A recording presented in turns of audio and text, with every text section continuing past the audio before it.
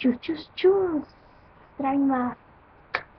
Já Hlík u mého videjka, informačky a super události.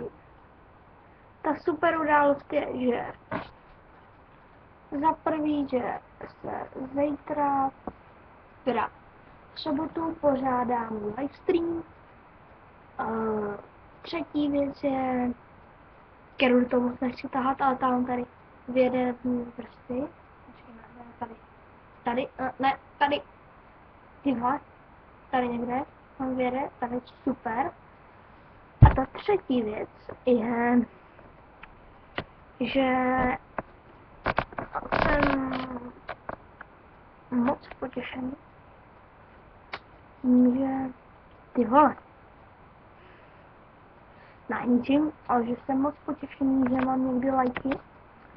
Chtěl chci říct, že jeden kanál jménem David 555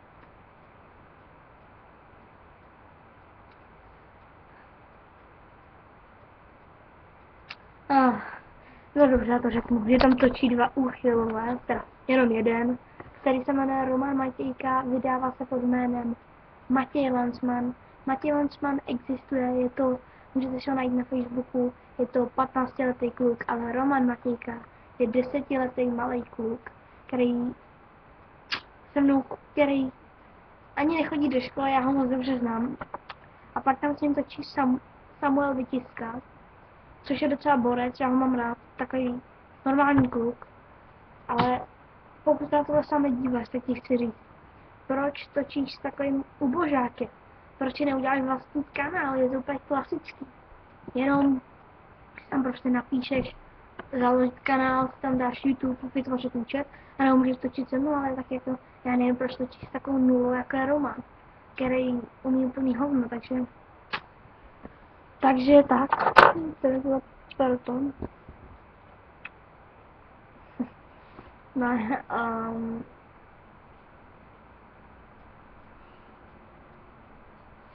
takže tak. Další věc, která